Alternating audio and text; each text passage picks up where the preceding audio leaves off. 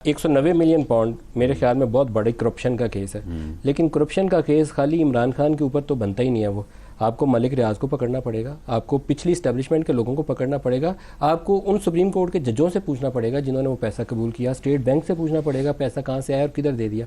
आंखें बंद करके तो काम हो ही नहीं सकता। नहीं देखें, आंखें बंद करके तो काम नहीं हो सकता। लेकिन आप मुझे ये बताएं कि जब अपना बरतानिया की हुकूमत ने पाकिस्तान की हुकूमत से रब्ता किया कि ये मनी लॉन्डर जो है इलीगल मनी यहाँ पे पकड़ी गई है और हमारे मुल्क के कानून के मुताबिक ये पैसे जो हैं ये आपके ख़जाने में आपको हमने वापस करने हैं, तो ये इख्तियार किसके पास था कि वो पैसे जो हैं वो डाइवर्ट करता किसी के पर्सनल अकाउंट में या किसी की एडजस्ट करवाता पर्सनल लाइबिलिटी। किसकी? ये इख्तियार था कैबिनेट का। किसकी करवाएगी पर्सनल लाइबिलिटी? मलिक रियाज की। मलिक रियाज की करवाएगी। अच्छा, अब आप मुझे बताएं कि मलिक रियाज के साथ जो है वो शहजाद अकबर उसके पास गया, उसने कहा कि 2 मैं लूँगा, ये इतनी प्रॉपर्टी जो है वो सबूत है आपके पास? उसने जी बिल्कुल है, एविडेंस है जी एविडेंस है। इतने पैसे जो है वो आप इस तरफ दें, तो ये आप 8-10 अरब रुपया दें तो आपके 60 अरब का हम फ़ायदा कर देते। तो वो कोई पागल तो नहीं था, वो कहता कि नहीं जी मैंने 60 का ही नुकसान करवाना है, मैंने 10 जो है ना वो नहीं देना। उसके लिए तो जो है वो ठीक है, उसने कहा कि ठीक है। उसके बाद उन्होंने कैबिनेट के साथ फ्रॉड किया, धोखा दिया, एक वो बंद लिफाफा लहराया और उस लिफाफे में क्या था? उस लिफाफे में कैबिनेट की तरफ से शहजाद अकबर को ये इख्तियार था कि वो वहाँ पे जाए, जाके अदालत में बयान दे कि ये पैसे जो हैं ये इस अकाउंट में जहाँ पे वो मलिक रियाज की लाइबिलिटी एडजस्ट होनी थी उसमें जो है वो भिजवा दे। बजाय फेडरल ट्रेजरी के आने के उसको सुप्रीम कोर्ट के उस अकाउंट में जमा करवा दिया गया जहाँ 460 और उसके बदले में इन्होंने जो है वो पैसे लिए उन्हीं दिनों में, उसी वक्त में। यानी ये भी नहीं किया कि चलो उसको फ़ायदा पहुंचा दिया है तो उसके ऊपर थोड़ा यकीन कर लें और 6 महीने बाद कोई जो है वो चीज़ वसूल कर लें।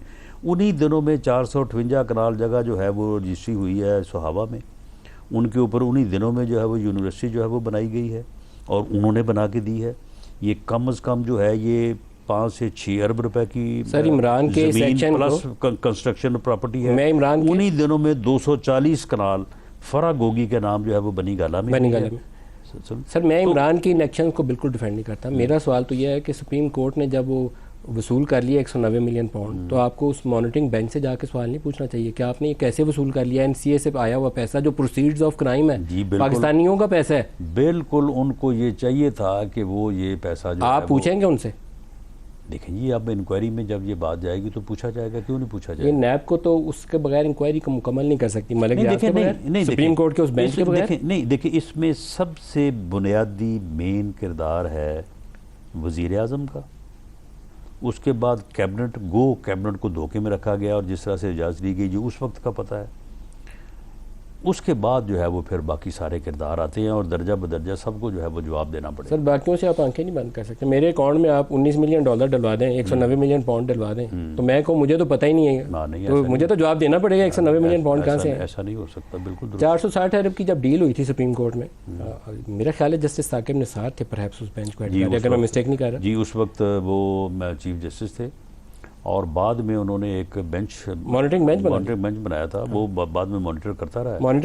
ये जब 190 आया तब भी था। 460 की डील में भी एस्टेब्लिशमेंट का रोल था। आपको पूछना पड़ेगा, साकिब निसार से पूछना पड़ेगा प्ली बार्गेन कैसे कर ली सुप्रीम कोर्ट ने? कोई प्रेसिडेंट थी नहीं सुप्रीम कोर्ट के अंदर। देखिए अब वो जो है वो भी एक यानी सुप्रीम कोर्ट के बेंच का फैसला। वो देखें यही तो वो फैसले हैं, ये ट्विन टावर का फैसला है, यही वो फैसले हैं कि जिसके ऊपर जो है वो सुप्रीम कोर्ट की एक अदालत उज़्मा होने के ऊपर जो रिस्पेक्ट है वो जो है वो कंप्रोमाइज़ हुई है। सर आप इसकी तहकीकात नहीं कर सकते इस केस में? नहीं, क्यों नहीं होनी चाहिए? मुझे शक है नहीं कर पाएंगे। चले 3-4 तगड़े लोगों के नाम आए ना, चले मैं आपको चैलेंज तो नहीं करता, लेकिन मैं ये कहता हूँ कि ये होनी नहीं चाहिए, होनी आप इससे इनकार दिली करते हैं। ख्वाहिश है हो जाए, अल्लाह करे हो बिल्कुल, जाए, मैं तो दुआ गो हो जाए। बिल्कुल ये होनी चाहिए। क्योंकि पाकिस्तान में सिर्फ इल्ज़ाम लगता है, खा गए, चोरी कर ली, लूट लिया। बात ये है कि चलो इल्ज़ाम तो लगता है, लेकिन सामने बात ये तो डॉक्यूमेंटेड है सारा कुछ। साबित भी तो हो जाती है ना। ये तो डॉक्यूमेंटेड है। अब हमारी अदालतें जो कर रही हैं तो वो कोई इल्ज़ाम वाली बात है, सारा कुछ सामने ही हो रहा है।